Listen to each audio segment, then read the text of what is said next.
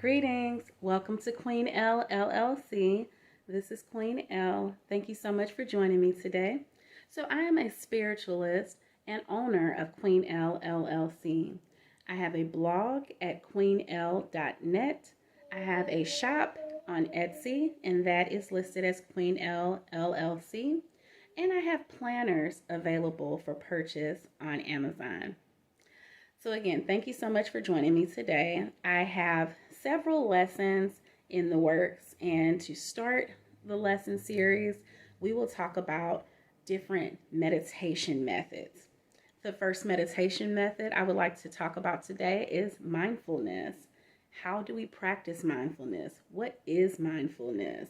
And I will discuss some of the benefits of mindfulness, as well as some of the crystals that you may use to help you in your mindfulness journey. So stick around. So what is the origin of mindfulness? If you see me look off screen, I'm looking at some of the notes that I have just to keep me on track. Mindfulness began over 2,500 years ago. The word mindfulness, it translates to sati. I believe I'm pronouncing that correctly. It means awareness. And it is from a language called Pali, which is from ancient India. It represents being aware right now in present time, from moment to moment. So it's pretty self-explanatory. Mindfulness means to be mindful. It means to have your mind focused on what's happening right now. So what are the benefits of mindfulness? It improves your focus. It does definitely improve your overall well-being. It decreases depression. It reduces anxiety and stress, as well as improving your cognitive function. So what does that really mean? When we are mindful, we are centered. We are able to pay attention and be self-aware to what's going on around us, as well as what's going on within us.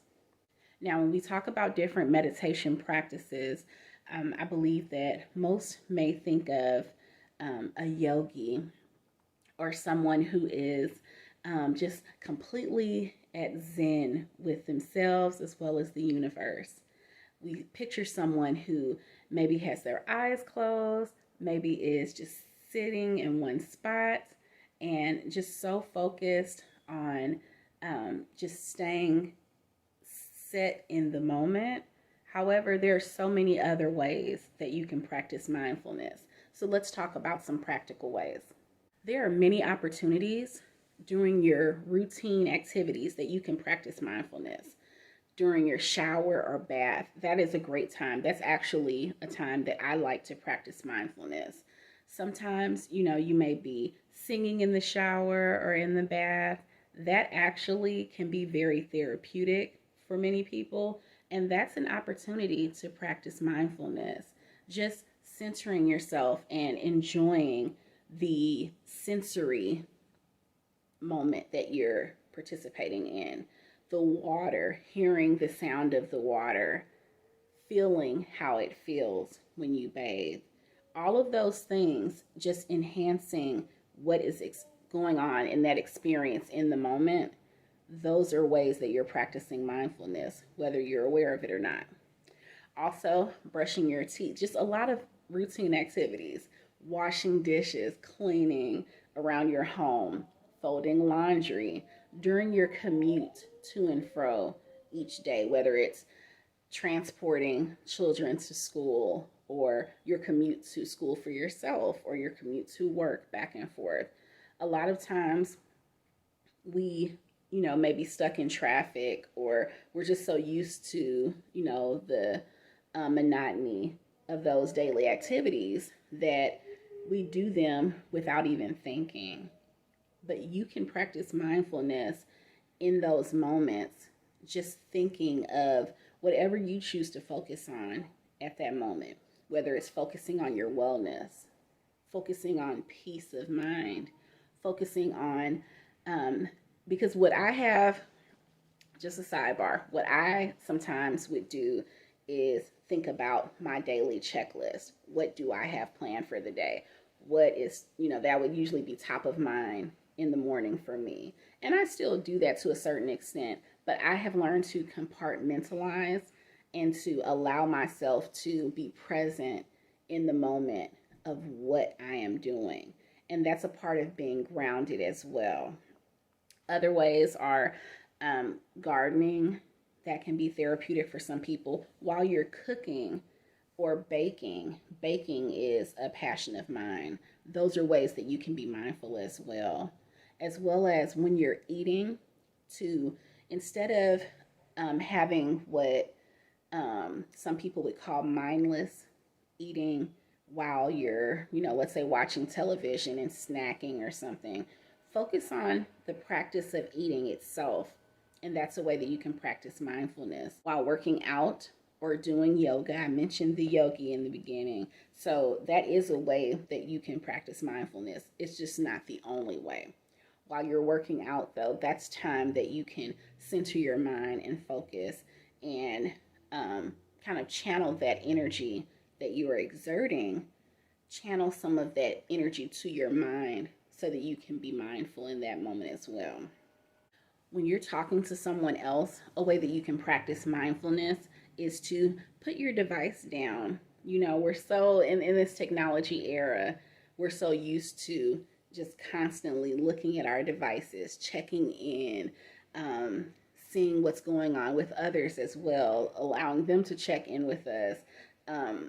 It's important, though, when you're practicing mindfulness, especially when you're interacting with someone else, to be present in the moment, to be an active listener, which would mean you have to actually be listening, and not just listening to respond, but listening so that you can absorb what they're saying and really truly pay attention.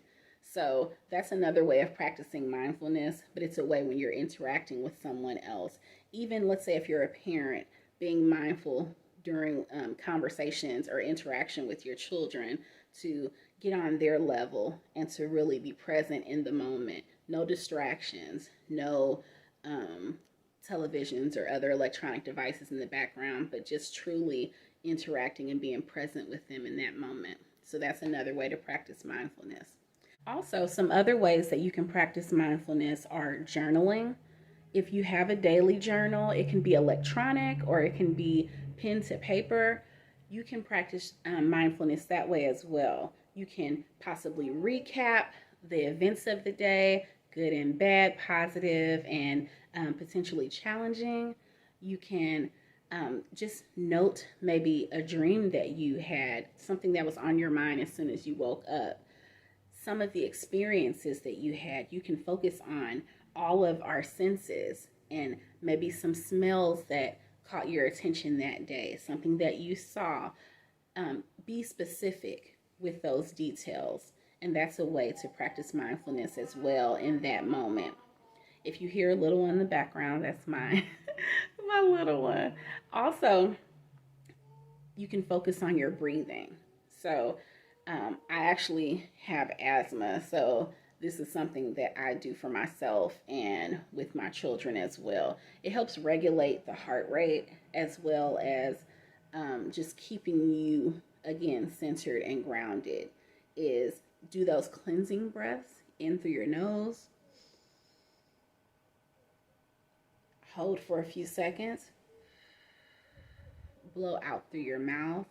It's very relaxing as well, so you can do that a few times, multiple times throughout the day, or just when you feel so inclined to do so. You can do that as well as counting on the inhales, like a 4 count inhaling and then a 4 count exhaling. So that's a breathing activity that you can do as well. Now, 4 crystals that I really enjoy using myself, and I'll discuss how you can use them. We have Tiger's Eye. So Tiger's Eye is a crystal that can enhance mindfulness. It also gives protection, but this is something that you can keep. Either all of these crystals, you can either keep them in what's called a mojo bag, which is just a little sachet that you can keep in your pocket. Some women will keep a crystal in their bra, or just, also in a pocket or pocketbook. You can wear crystals with jewelry. You can either have crystals on a bracelet, as a pendant for a necklace, or wear them with rings. The next crystal is rose quartz. So rose quartz is known as the love crystal. However, rose quartz also enhances mindfulness. It helps to give you peace of mind as well as in your heart. And this also works in conjunction with your chakras, but that's for a later video. Next, we have clear quartz. Clear quartz is a great cleansing crystal. This one is good for cleansing your aura, cleansing your surroundings, cleansing your mind and your spirit. If you ever feel bogged down or weighed down with a lot of mental clutter, so to speak, things just, weighing on you, it's a good cleansing, energetic crystal, but it's great for mindfulness. And then we have amethyst. See that? So amethyst is a great, it's great for just keeping with you, just to keep you grounded and centered. So those are 4 crystals that I like to use. There are several more, like black tourmaline, hematite, if I'm pronouncing that correctly. But those are some other crystals as well. Smoky quartz is another crystal that some people use to help with grounding and to help with mindfulness. So that brings us to the end of this video. I hope that you learned some things about practicing mindfulness. If you have any tips for others, please share them in the comments section below. If you have any suggestions or tips with regard to any other videos that I can post or share with regard to the meditation series, please also recommend those below. Thank you so much for joining me today. There will be links for the shop and the blog, as well as the planners, in the description box. Stick around if you'd like any other videos like this. Definitely hit that subscribe button. Peace for now. Ashe.